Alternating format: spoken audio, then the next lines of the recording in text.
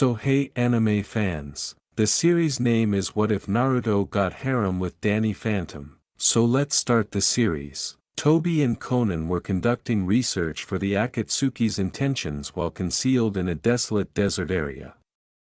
The Leaf Village ninja were formidable foes of the Akatsuki, who had not been doing well lately.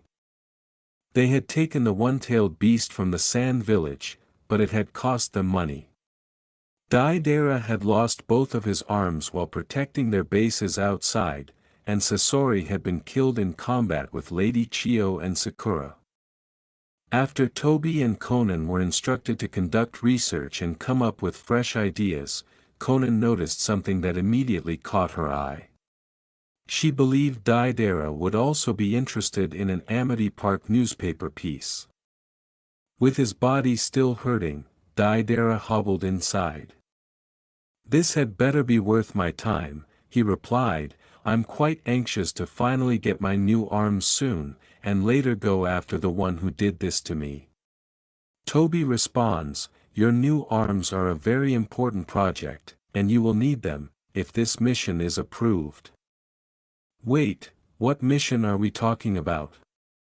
Daidara queries. "Do you remember Pariah Dark?" asks Toby. "Of course I do. The Ghost King is a true idol to me, his dark feats are legendary," Daidara said, her face contorting into a sly smile. "Well, his legend has just taken a powerful hit," Daidara exclaimed proudly. According to this account, a ghostly hero going by the name Danny Phantom has vanquished the Spirit King in combat. Daidara was astounded by what he saw on the television when he looked up. "Danny Phantom protects Amity Park from the Ghost King," the headline said in large letters. "The Ghost King defeated? That isn't possible." Daidara let out a shout. However, he was unable to refute the article's assertions. When Toby pulled down the computer image, pictures of the Ghost Boy in action appeared. "If I may take over for a while, these images demonstrate that the headline is accurate and that Pariah Dark's rival was also a ghost. To cut to the chase, I'm rather certain that this Danny Phantom considers himself a type of hero. His abilities would need to have peaked in order to overcome a foe like the Ghost King." Daidara looked at the pictures, but she wasn't sure how to use the knowledge. Toby continues, "I think that this does, in fact, call for more research, and I also think that if Danny Phantom is as strong as they claim, then his spectral abilities could be helpful in our rituals. We would have to get him out and remove them from him first, of course." "Daidara, are you interested in that?" Toby queries. This time, he turned to face his blonde ninja colleague and noticed a sly smile on his face. "Well, I could see that. I still want to get even with Naruto, but I'm also comfortable protecting the Ghost King's dignity. Sounds like a chance to create a masterpiece, therefore I'm in." "Wonderful," he says, to which Toby responds, "Now we have to show our leader what we've found, and if he approves, we'll be heading to Amity Park, the most haunted town on the planet, shortly. Our new top objective will be the Ghost Boy." The trio of malevolent ninjas grinned and chuckled while formulating their schemes. When Conan returned covertly to the computer lab early the following morning, she was concealing a secret. For a different reason, she was also intrigued by the enigmatic ghost child.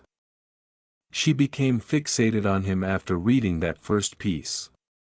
She looked up more details and read through a lot of stories and pictures. She thought Danny was very attractive, with his vivid green eyes, powerful muscles, wild white hair, and lively expression. She knew the other Akatsuki would be against her very soon if they found out, so she had to keep it a secret. The fact that she had been bitten by the attraction bug was still undeniable. The Ghost Boy was too stunning for her. Between her obligation and her hidden emotions, Conan was caught in a bind. She made a commitment to uphold her ninja principles and resist emotional temptation, but she was unsure of how she would behave if the moment came to put her to the test. After several hours, the three ninjas finally presented their findings to their master. Master Pain was fascinated by the abilities of the Ghost Child and was surprised that a young ghostly hero could defeat the Ghost King, especially when he was at his strongest. He also heard of more epic battles that the Ghost Boy had won and concluded that this was a prime example. Thus, the mission was authorized, and Conan, Toby, Daidara, and Kisame were told to go to Amity Park, launch an assault on the city, entice the Ghost Boy into combat, and deplete his energy. Everything was planned by Master Pain, including transportation to and from the airport and phony airline passes. The four malevolent ninjas grinned slyly.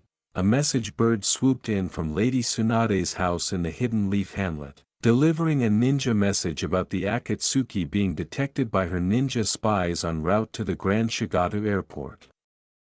She brought in Shizun, her assistant, and they started formulating arrangements since she knew that any plans they had needed to be looked into. She was aware that finding the Akatsuki would require an elite squad. She thought Teen Guy would be the most appropriate for the task. She requested that they be brought in as soon as possible to see her for their new duty. 1010 was curious as to why they were assigned a mission that would take them so far from home, but she knew better than to provoke the Hokage's wrath. Guy-sensei became extremely excited for a brand new mission to defend the honor of his home. Rock Lee, as usual, was equally excited to tag along, support his sensei, and bravely face the excitement of a new mission.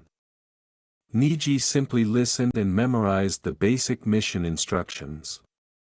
After giving and receiving their orders, Team Guy started getting ready to depart, with Guy-sensei promising that they would arrive at the airport in just 3 days, even though Lady Tsunade had estimated that their journey would take 7 days.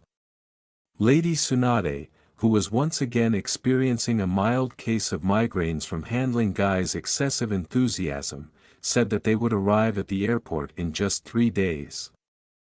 As she watched them go, she was certain that the team was highly qualified despite their sensei's obstinate demeanor. Tucker and Sam arrived at the Fenton residence in Danny's hometown, intending to spend a Saturday in the summer with their closest friend.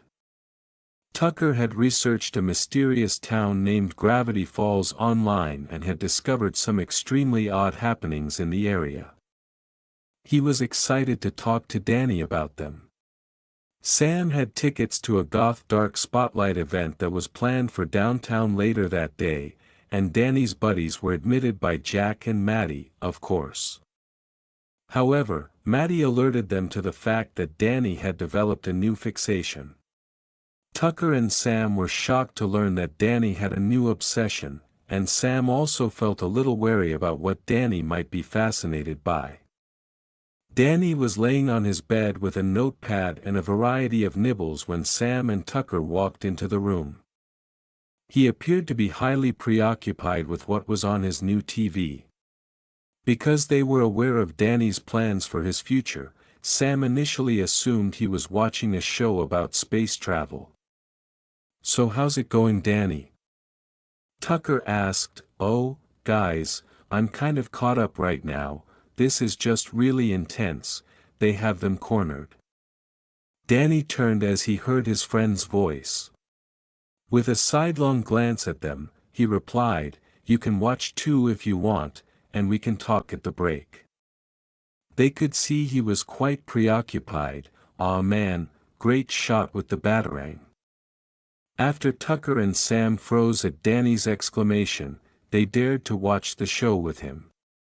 Sam was shocked to see that it was her as she turned to the television. Supergirl. And this time, she wasn't by herself, Batgirl and Robin were also present.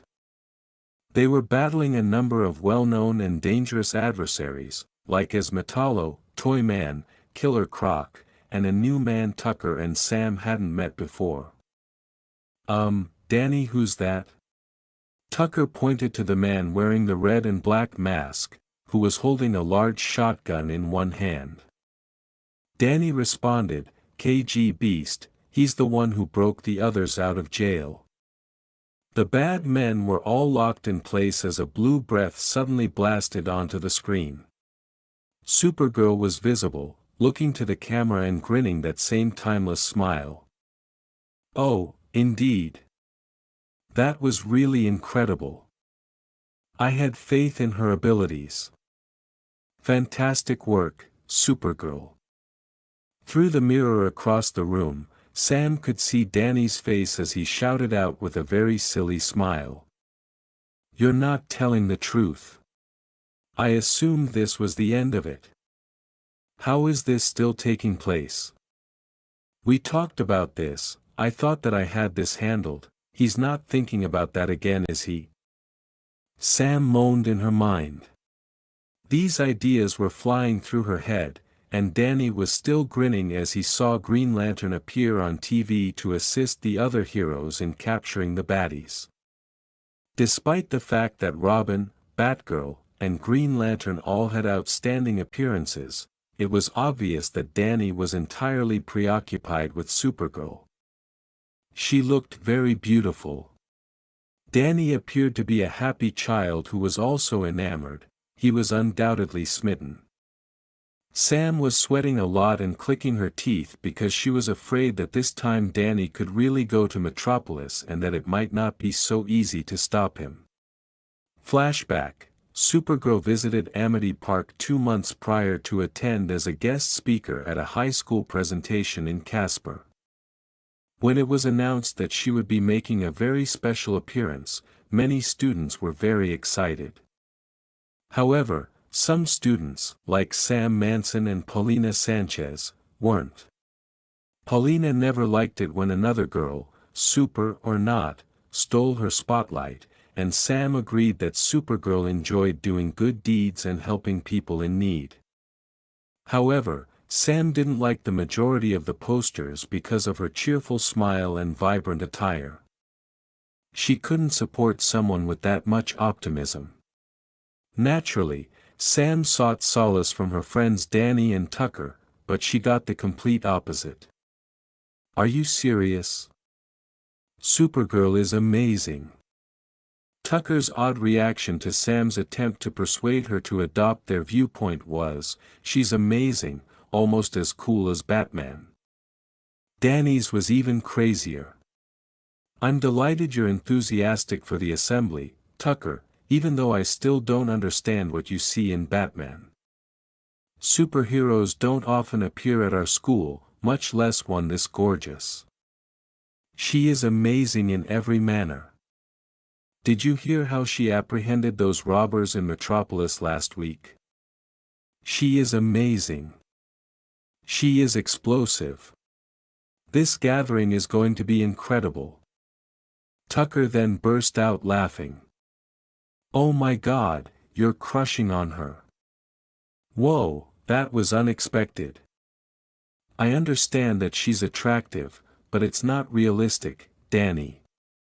Compared to Paulina, she is even more out of your league." Danny looked to Tucker and exclaimed, "What, a crush? Me have a crush on Supergirl?" Tucker smiled wryly and sympathetically. "That's insane, and I'm just so glad she'll be here." He tried to conceal the facts from his buddies, but he wasn't very successful. There was undoubtedly a crush on Danny based on the expression on his face. Gazing back at his friends, Danny swallowed. Sam needed some time to truly comprehend what was happening. After Danny's split with Valerie, she had wondered who he may find attractive. She even harbored a faint hope that he would begin to pay more attention to her. The truth was out now, of course, but she wasn't concerned. What was there really to worry about, considering that it was only a minor celebrity infatuation and that Supergirl wasn't even expected to be here for very long? Tucker was still laughing, Danny was perspiring a little, and she could tolerate it for a day. Sam inhaled deeply after comprehending what she needed to do. All right, I'm still not convinced, but let's take a look at this assembly for you, Danny. It could even be enjoyable. Additionally, Sam remarked, at least she's not a cheerleader. Yeah, let's do this, guys, exclaimed Danny, letting his tension drop. Danny started to take the lead. Tucker turned warily to face Sam as he fled. Are you sure you're okay with this? It's just one assembly, what can it hurt, said Sam. Tucker grinned and made the decision to go with his pals. Sam was unaware of what was going to happen. A menacing ghost outside the school was getting ready for Technus, a new diabolical plot. The cyberdomain's Ghost Master has amassed a large collection of stolen technologies. He laughed and smiled to himself, pleased with his cunning schemes. Today, I, Technus, the master of the cyber world and all electronic gadgets, shall at last win. Supergirl and Danny Phantom won't be able to foil my nefarious schemes. Technus prepared his nefarious plan by vanishing back into the cyber realm using his amazing ghostly abilities. The auditorium was decked out with elegant streamers and banners, and as Danny and his companions were about to settle in, they were confronted by a very upset Dash Baxter. Oh hi, Dash, are you alright? Danny inquired. Screw you, Fentered, Dash began. Just because I couldn't see her before the show, doesn't mean you'll ever get a shot. Danny appeared distressed and perplexed as he yelled at his favorite victim of bullying. What are you talking about? He responded, Supergirl, of course. I requested permission from Mr. Lancer to see her early and show her how good I am at football. He added that whether I was a team star or not, I couldn't meddle in official school matters. However, I'll definitely win her over when the assembly is done. She couldn't resist someone like me, after all. At this, Danny shook his head. Dude, Dash said, you don't seem like her type. Oh, and I guess you believe you have a chance. You would never find a girl like her, and even if you were Danny Phantom, you probably wouldn't be able to win her over. Haha, that's a lot of money. Unaware of the irony in his own joke, Dash was chuckling. Sam was also a little tired of this, and Danny was furious. She had grown rather tired of Dash getting his way. Dash continued to grin as he remarked, oh look, I woke up the goth girlfriend. Oh man, it sure is fun to mess with you three. Danny now had a really distressed expression. She's not my girlfriend, Danny stated firmly. Sam wasn't sure why, but something in the air that day made it hurt more than usual. Danny stated sternly, look Dash, I don't mind you coming after me, but when you bring my friends into it, that's crossing a line. Oh yeah, well just what are you going to do about it, Fentered? Danny and Dash turned to each other smugly as Dash challenged them. But before their altercation could start, it was broken up. Principal Ishiyama declared, attention, all students, please take a seat, the assembly will start shortly. Any interruptions will result in immediate detention. Questions will be permitted following the lecture, she said, speaking bluntly into the microphone. Dash responded, we'll finish this later, Fentered, and he sat down. The others quickly followed. The principal said, that's better, and now I'm proud to announce our guest speaker today, coming all the way from Metropolis, Supergirl. They were all captivated when the curtain opened and Supergirl appeared. The lads were particularly taken aback. She looked fantastic, according to everyone, but Sam and Paulina still didn't like her. Nevertheless, she did a good job at grabbing everyone's attention. The talk then started. Supergirl's topic was safety. She clarified that she and her cousin Superman had struck a deal with most American school boards to visit various schools after dismantling an odd cult they had found in Smallville. They would make sure that students were protected from creatures similar to the one they defeated by taking appropriate precautions and safety measures. While many students were more interested in the story's battle-related elements, some thought this to be fascinating. Almost too well, everything appeared to be going well. "Tucker, please cover for me," Danny encouraged them as his ghost sense kicked in.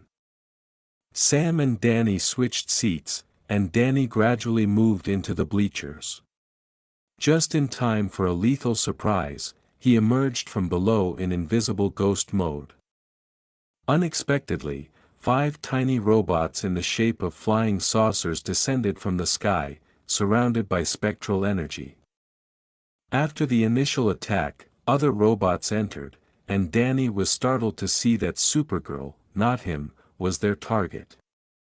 He yelled, "Supergirl, look out," knowing just what he had to do. Fortunately, Supergirl received the warning as the robots approached, even if she was taken aback. When she turned and blinked, she got some very surprising reaction. Since the robots were ready with their own defenses, Danny realized it was his moment and decided to make himself known. Danny starts shooting the robots with ghost energy. When the students saw Danny Phantom, their favorite spectral hero, their excitement only grew. Mr. Lancer yelled, "Great Caesar's ghost," as he watched the battle. Danny successfully knocked out a handful of the robots by deftly aiming at their undersides. Supergirl quickly realized and modified her tactics. But there was a fresh surprise that arrived. Another robot appeared, carrying a secret of its own. This robot had an odd-looking chest chamber, and Supergirl started to feel lightheaded and find it difficult to fight. Danny jumped in to assist her. Bright green lasers were launched by this robot. "It must be kryptonite." Supergirl yelled. Danny approached and prepared to strike back, but additional robots appeared and threw a ghost-proof net around him, stopping his phasing. Indeed, the situation appeared grim. Tucker and Sam watched in wonder. "You must go assist him, Tucker." Shaking her companion, Sam encouraged, "See if you can hack into those robots."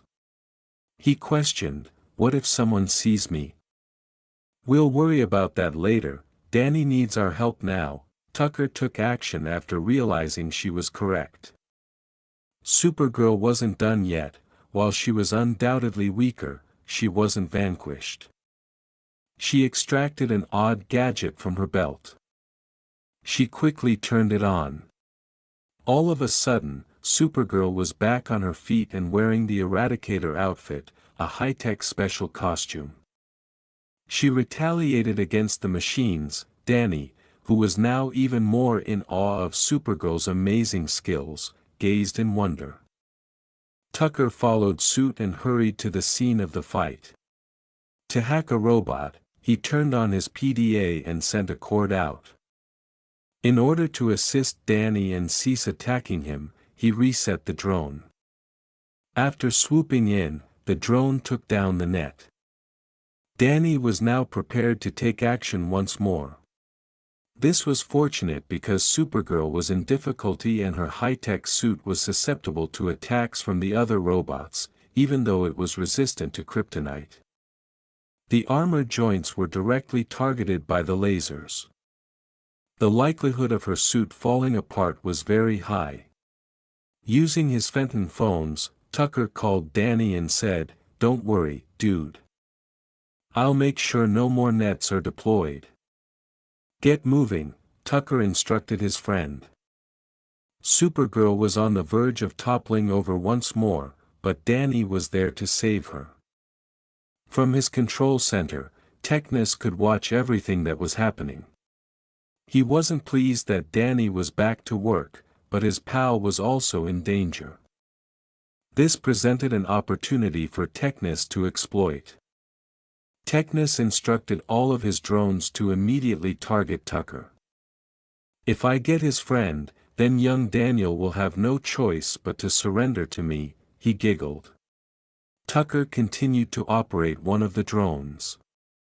He kept the others away from Danny with it, but as they began to move in a different direction, Tucker soon knew he was the new target. But even with some jerking, he recognized that he had some protection for the time being. He refused to back down, launching his drone after the others.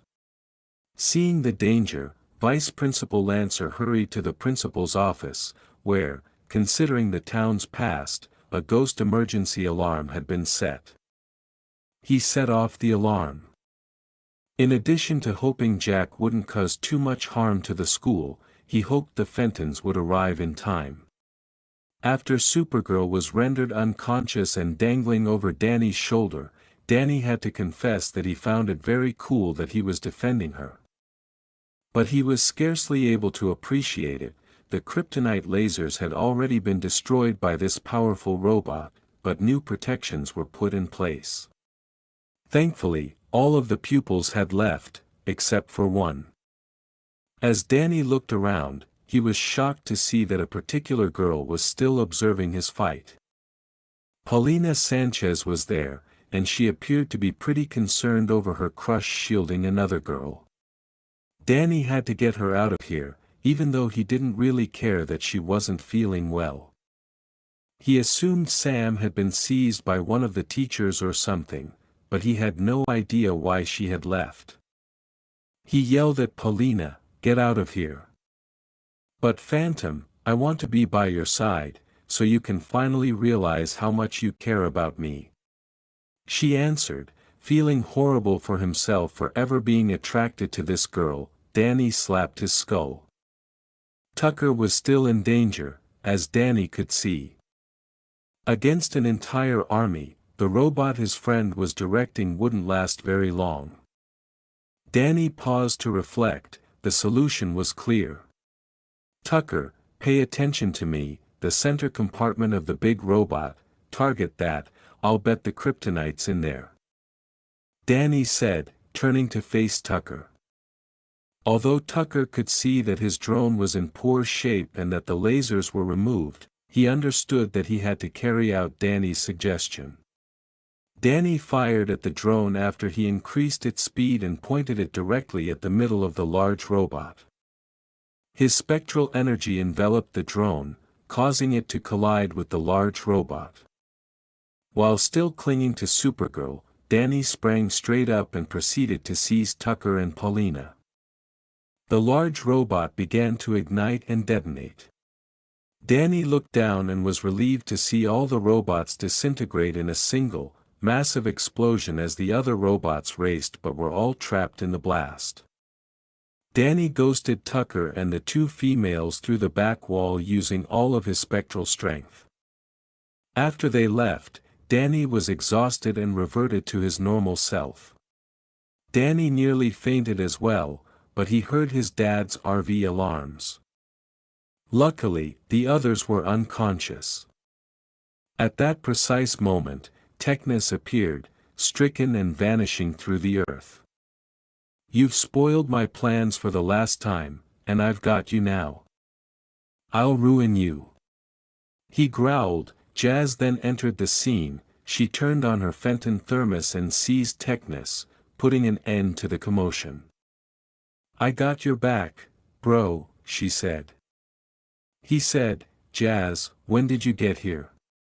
"I heard about the attack on the assembly, through the intercom system, and I thought you might need some help. I stationed myself out here, since all I had was the thermos." "Is that Supergirl, like for real?" she questioned, glancing around. Supergirl began to awaken, feeling lightheaded but not as weak as previously. Danny was undoubtedly observing her as she got up and turned off her special costume. Despite her battle wounds, she still had a pretty appearance. The two teenagers standing in front of her caught her attention. After giving Danny a close look, she thought he was cute. She admired his blue eyes a lot. The Fenton RV's sirens abruptly became so loud that Tucker and Paulina were awakened. Additionally, Principal Ishiyama, Vice Principal Lancer, and the other middle school pupils appeared. Paulina grabbed her mirror and checked herself to make sure she still looked okay as the large RV came to a stop in front of the school. To her dismay, she searched the area for Danny Phantom but was unable to locate him. Jack and Maddie emerged from the RV brandishing their large ghost pistols, and Supergirl quickly left Danny's attention to fly up and take in the spectacle. "Where's the ghost?" Jack stated. Supergirl immediately caught everyone's interest. "I apologize to all of the Casper Middle and High School students, professors, and, I assume, Mr. and Mrs. Fenton, but I heard about you two on the news. First of all, I would want to clarify that the Assembly did not intend for this insane war with the robots and the ghosts. However, I was aware that there was a possibility I could be attacked while speaking because the information about the school tour my cousin and I are now on was public.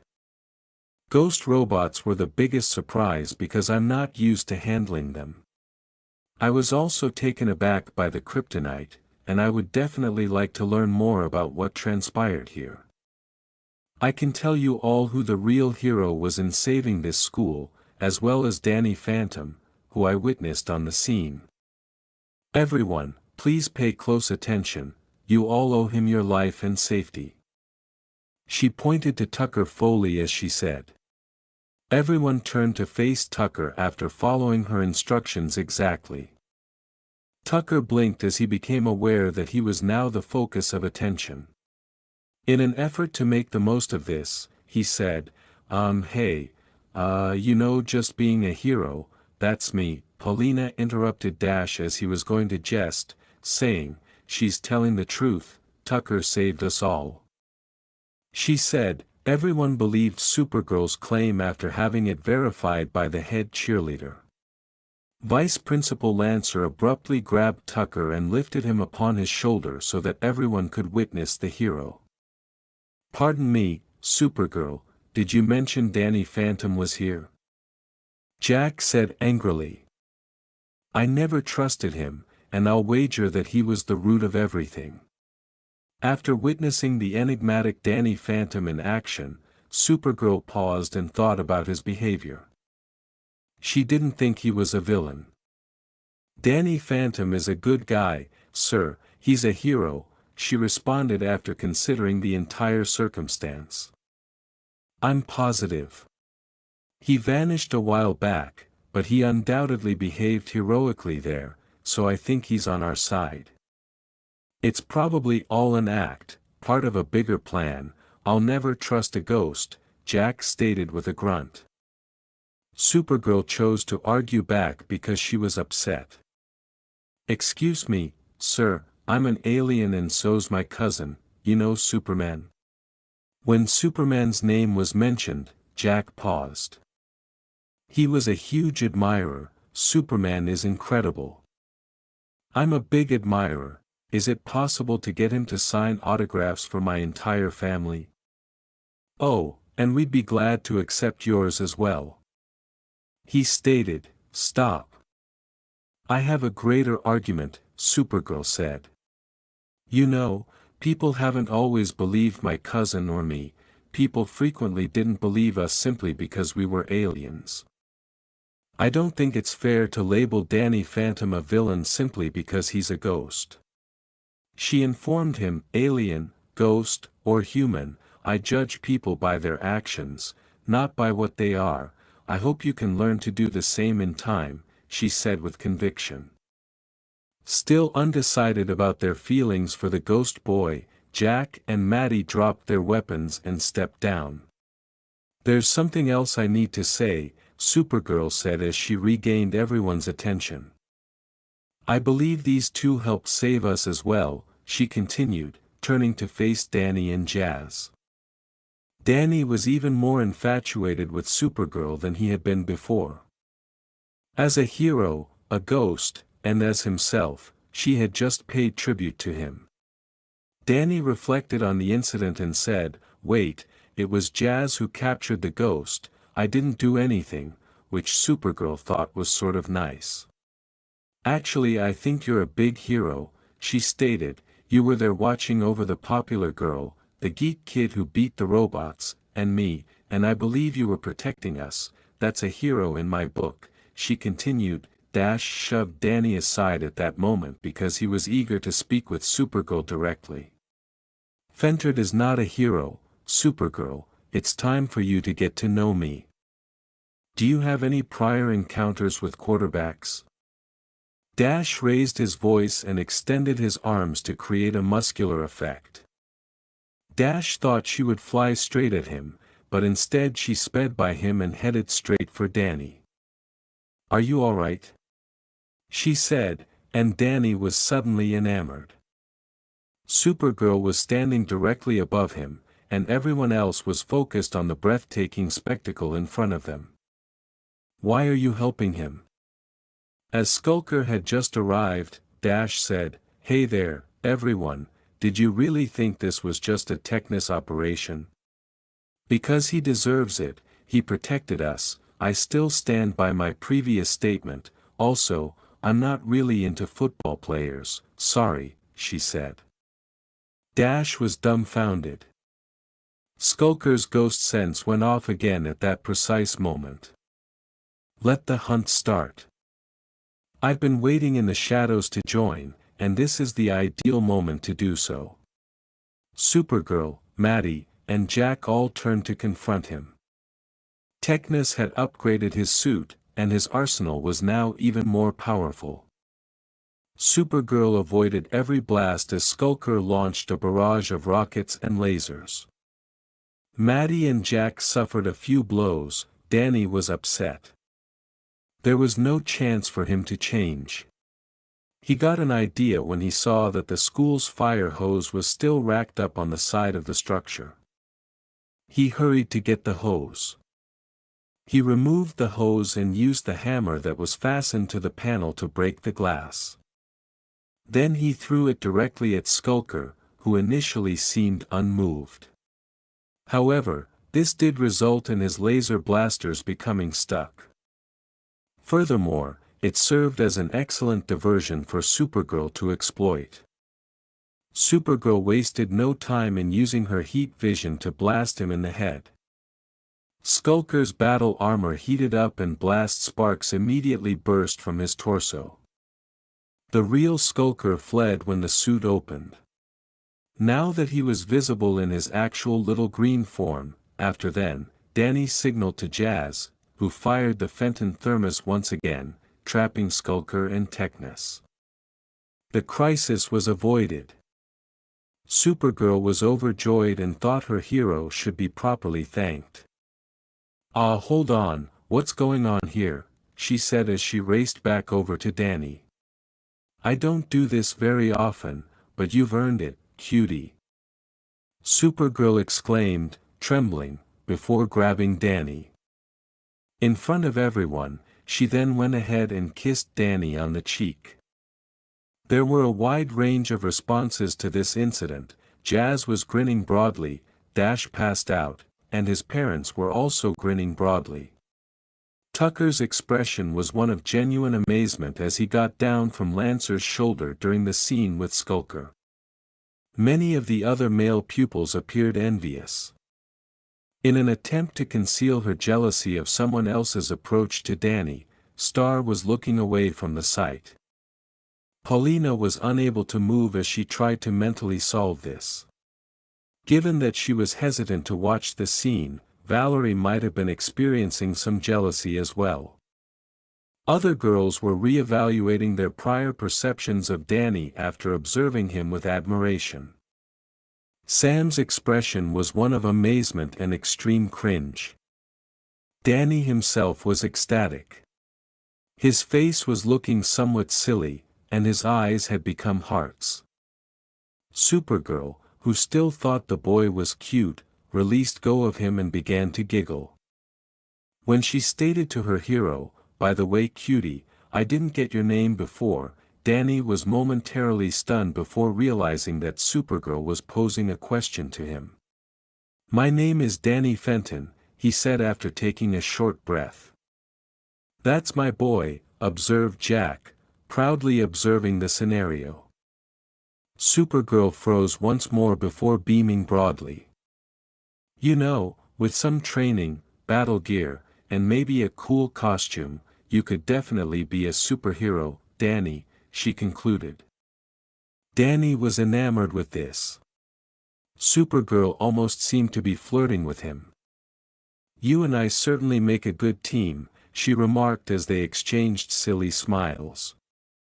Beep, beep, beep. Alert, alert, Justice League emergency, Brainiac is in downtown Metropolis. Repeat, Brainiac is in downtown Metropolis. Supergirl said as she turned to see her wrist communicator beeping. The spokesperson declared, she thought to herself, "Dang, way to cut into my fun," then, grudgingly, she faced the boy who had saved her.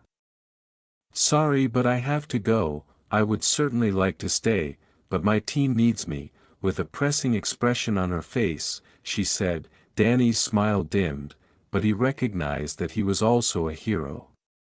"You're a superhero and people are in distress, so I get it. In addition, you're probably bored here anyhow. In any case, even Tucker was able to reprogram those machines, so I'm not a hero, I simply got lucky." Supergirl was taken aback when he stated, his expression sad. She then smiled broadly at the boy once more. She looked at him once more. "No, you're definitely a hero in my book. It took real courage to stand up to that ghost, and I also still stand by what I said before. You were a hero just for watching over us after Technus was defeated. You're amazing, and I wasn't lying when I called you cute either," she said. "Wow, you really think so?" Danny inquired. "Of course I do," stated Supergirl. His smile came back to him. "Wait a minute, I have a fantastic idea," she exclaimed after pausing to reflect. She glanced at him and said, "I have to run it by my cousin first, but I think I know a way to arrange for you to come visit me in Metropolis. I have to go quickly, but turn on Metropolis News tomorrow morning, and you just might get a surprise, cutie. One way or another, I'm going to see you again, Danny, count on it," she said, grabbing him and kissing his cheek one last time before leaving. After giving him her sweetest smile, she leaped back into the air and said, "Be careful, Amity Park. I'll be back." She was gone before anyone could blink, and Danny was still in awe. Knowing that she suddenly had a new rival for the boy she liked, one who was quicker than a racing bullet, made Sam furious. Every Amity Park middle and high school student tuned into Metropolis News the following morning to hear Supergirl's major announcement. Superman and Supergirl were interviewed live on television by Lois Lane. Dash and Danny couldn't get Supergirl out of their heads. They couldn't wait to see her again, and Dash continued to believe he had a chance with her. Supergirl told Lois everything about her encounter with the spirits. "If you're watching this, Danny Fenton, I've got a special treat for you," she continued. When Danny saw her blowing him a kiss with her hand up to her mouth, he couldn't help but flush. The major statement was subsequently made by Lois and Superman. "This nationwide tour safety assembly endeavor has been a phenomenal success. Supergirl and I have made a lot of new acquaintances and encountered a lot of incredible young teenagers. Although the mayor voted against it, we would like to invite everyone. We were able to persuade him to accept a new arrangement. The top 10 schools will receive a special test. This will be a test on Metropolis's history, and both of us will have an equal opportunity. Of course, Amity Park has been added to the list.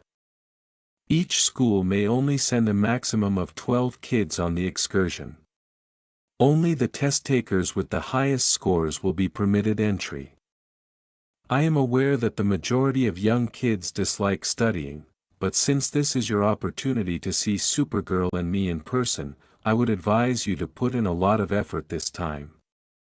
In particular, you, Danny Fenton. Supergirl then returned and gave Danny another kiss.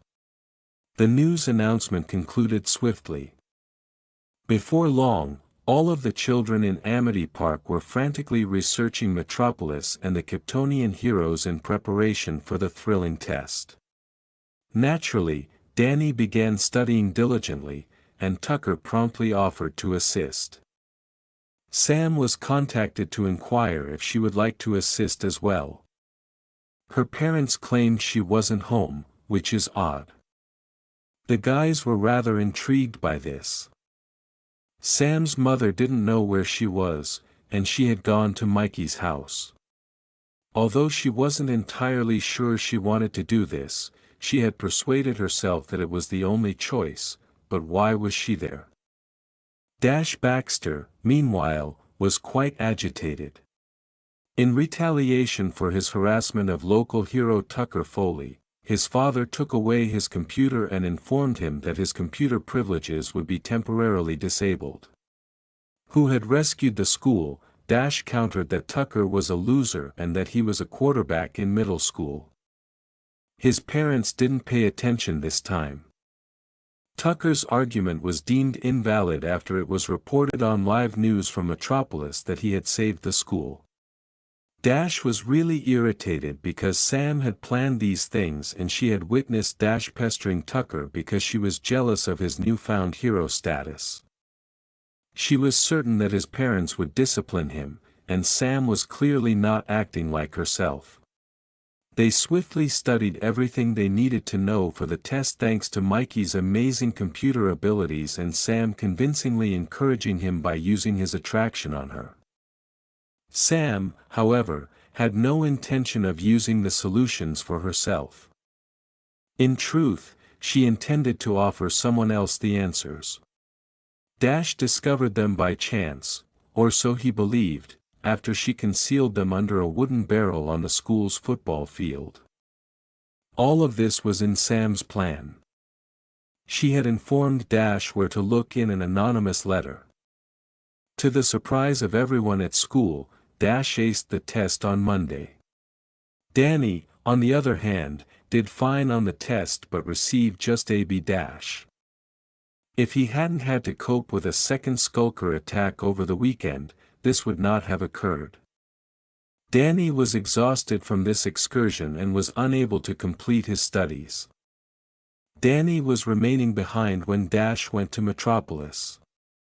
That day, when Danny got home from school, he discovered that all of the lights were off. He was incredibly perplexed. After turning on a light switch, he heard his parents exclaim, "Surprise!" His mother, father, and sister all wore party hats and noisemakers, and the kitchen and living room were decked out in banners and streamers. "Join the party, son. We're celebrating your big trip to Metropolis," his father said as he hurried over to him. "There will be a huge spectacular. We are incredibly proud of you." "Sorry Dad, no party, I didn't get a high enough grade, Dash won the trip, I'll be in my room, sorry to spoil the party," Jack replied with a broad smile, while Danny sent him a nasty look. He said as he left his family, which included Jack, Maddie, and Jazz, who all appeared to be quite depressed. Then Jack thought of something. As directed by her parents, Jazz called Sam and Tucker to invite them to visit and lift Danny's spirits. She was surprised to find Tucker unavailable. Tucker was unable to decline his parents' invitation to appear on a major talk show aired in recognition of his bravery. They wanted to interview him about his experience saving Supergirl from a ghost assault and his entire school. Then Jazz called Sam. It turns out that Sam's parents attempted to meddle once more. They insisted she accompany them as they had tickets to this exclusive party for wealthy people. Jazz informed Sam that Danny needed a friend badly and had been in his room for hours. Sam promised to do all in her power to get there as soon as possible, but she had to leave her parents first. At 8 o'clock that evening, Jack and Maddie returned to Danny's bedroom door with another surprise. Sam eventually arrived as well, having escaped her parents. Danny was still quite sad and not in the mood for a celebration, so Jack and Maddie went on to share their surprise. Jack exclaimed, "Tada!"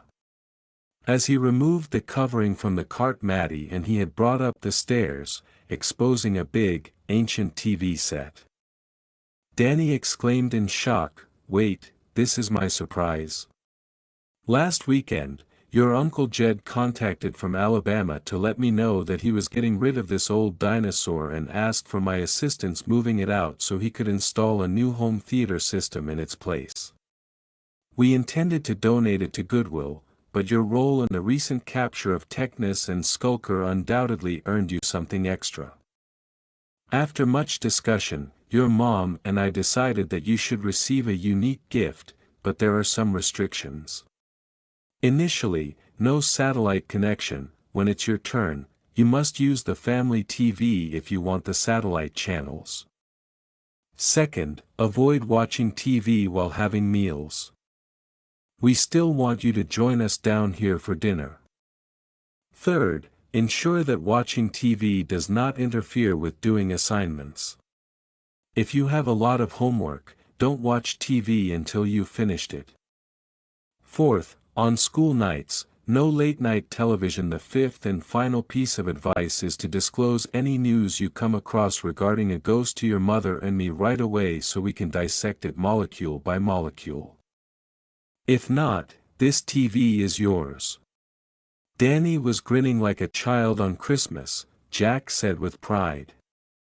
Sam then took the initiative and said, "You know Danny, as long as I'm here already we could watch that dark seance series that I like so much which Tucker never wants to watch," using a really vivacious smile to achieve what she wanted. Danny was in such a good mood that he decided not to fight with her. Sam viewed this as their first romantic evening together.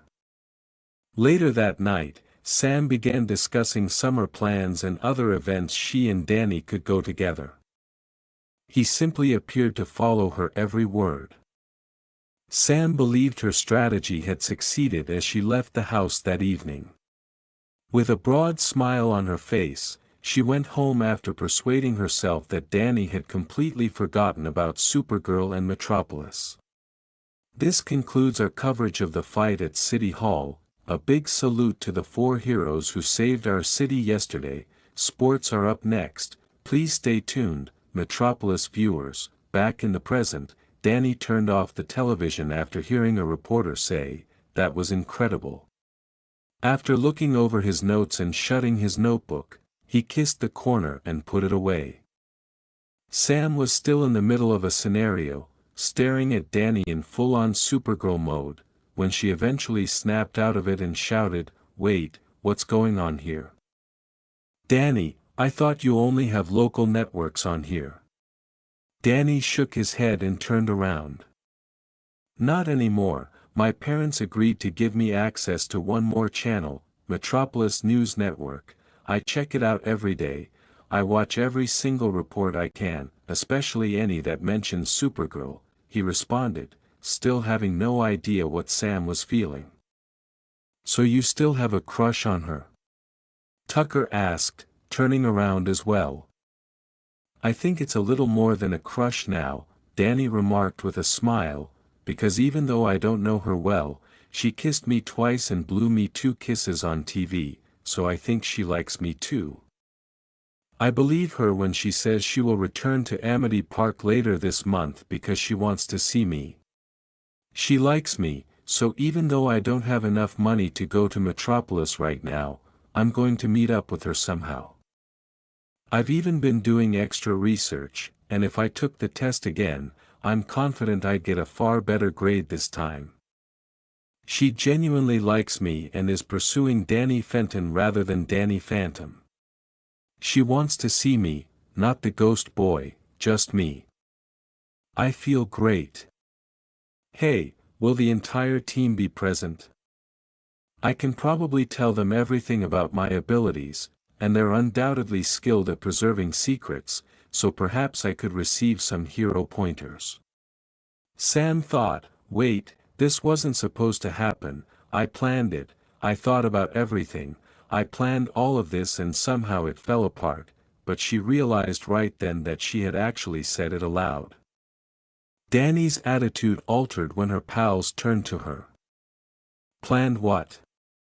Danny inquired, his expression drastically altered. Sam winced. I kinda set some things up. I asked my parents to sell your Uncle Jed the entertainment center, and I planned to have us watch that seance event together that night, and I gave Dash the test answers, she began, confessing. Tucker and Danny both froze. Danny, I planned this all for you and me to make you forget about Supergirl. She's probably just using you because your parents are ghost hunters and she wants to learn more about ghosts. She probably doesn't even like you that much. Danny suddenly had an even more irate expression on his face while Tucker stood motionless, struggling to understand what was happening. Get out. Sam froze as he pointed to the door and screamed, get out of this room now. She continued, wait, you don't understand, I'm not finished, I can explain everything, I know. Danny interrupted, saying, go. I don't want to hear it. I don't even want to see you right now since this is the worst thing you have ever done. I heard everything, Sam, I've been listening since the television was turned off, I'm not happy either, get out, he said this time, louder, and Jazz opened the door. As she said, Tucker's expression soured. For the record, I didn't know anything about this, any of it. Jazz and Danny believed him when he talked and they stared at him. Okay, Tucker, you can stay, but Sam, you have to go, and that's final. Jazz stated bluntly, no, wait, Jazz, listen to me, I can explain, just give me one chance. No, shouted Sam. Not today, you went too far. If you want another chance, you must earn it, and that's truly the last word. Go now. After Jazz made a clear statement, Sam bent her head and left the room, crying as she pondered, where did I go wrong? Wait, I did something wrong, did I? However, her train of thinking was cut short when Danny's parents appeared. What's going on here? Jazz glanced at her mother and said, Mom, Sam went too far and betrayed Danny, Maddie remarked.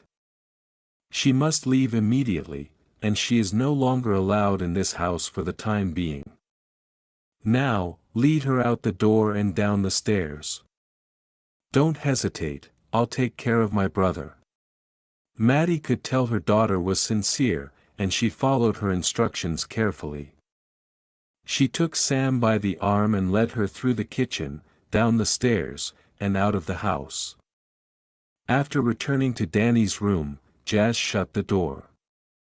So, Tucker, do you have anything to talk about? Given that her brother was still agitated and reticent, she said, oh right, I brought over these reports about Gravity Falls, a small town in Oregon, and there have been some strange sightings there lately. I thought Danny might be curious about them, Tucker replied after he froze for a moment once again. He said, and Jazz turned to face her brother, who was still rather distressed. Tucker, how about we look at those reports in my room? Danny needs some time alone, I think. Danny, you proceed to switch your television back on. We'll see you later. Find something to help you unwind. Thanks, Jazz, thanks for supporting me, and I think you're right, I could use some time alone. I'll catch up with you later, she replied to her brother, Danny, who turned and took a deep breath. Tucker and Jazz departed the room. Sam had to walk home alone as it started to rain, her makeup smudged as she battled through the rain while crying. The trio was reduced to two, the bond was shattered, and boundaries were crossed. Amity Park was undergoing a transformation, and this was just the start. After 5 days of travel, Team Guy arrived at the Grand Shigato Airport on the other side of the globe. Irika-sensei was with them, and the Akatsuki had already departed. Irika-sensei had already entered to obtain information, and he used his ability to blend in with the surroundings to enter the operations center and obtain flight information. Within 6 minutes, he returned outside to meet the others after retrieving all the information and a few airline tickets. "I've got the information, and your tickets too," he continued. "The Akatsuki will be showing at Amity Park, which is in Illinois, in the United States. You have your orders, but we have no idea what they're up to, therefore it must be something dangerous. You had better leave," Irika said, distributing 4 tickets to each squad member. "You've got nothing to worry about, Team Guy is on the case, and we'll go anywhere we have to protect the Hidden Leaf Village, isn't that right, team?" Guy-sensei grinned broadly and replied, "You're right, sensei, come on. We shall stop the Akatsuki and bring them back with the ferocious enthusiasm of youth. You can rely on us." Rock Lee replied, taking his ticket with pride. Niji and Tenten both accepted their tickets, nodding that they understood the objective, and Irika also nodded. Ino Yamanaka, Kiba Inazuka, and Choji Akimichi will accompany me on this expedition as a second team, and Lady Tsunade has arranged with some old friends. We will be traveling on an unregistered flight with all of the ninja tools. Since Asuma and Shikamaru were unavailable and on a different, more important mission, we will meet you in Amity Park.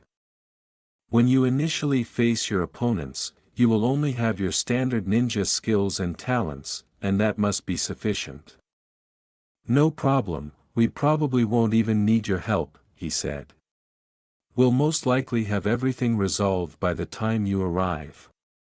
Tell Ino she can call me when we're in the air, she has my cell phone number and the two of us can plan meetup details. I will relay them to the rest of the team," Tenten replied to Irika-sensei as he handed her the battle gear set.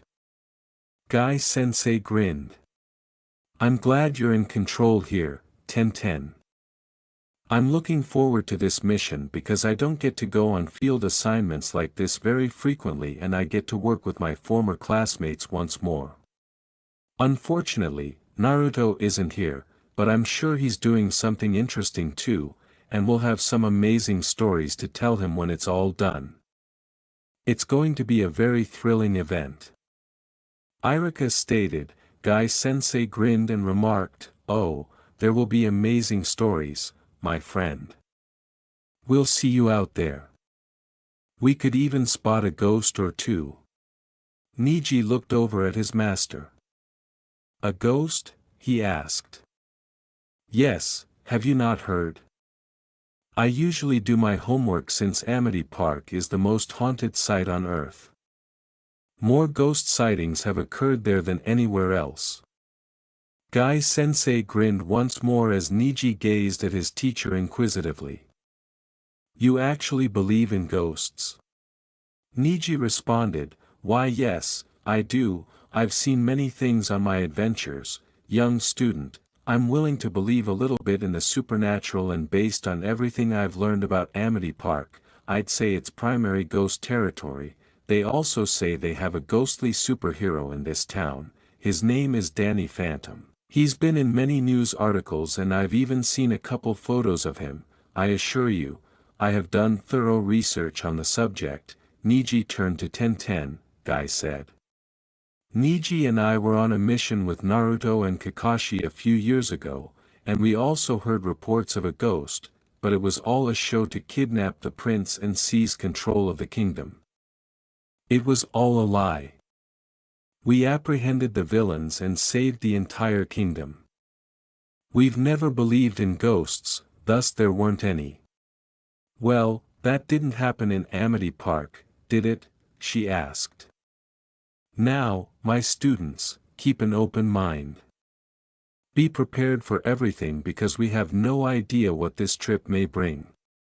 He grinned again and said, all of his pupils turned to face him and simply chose to salute.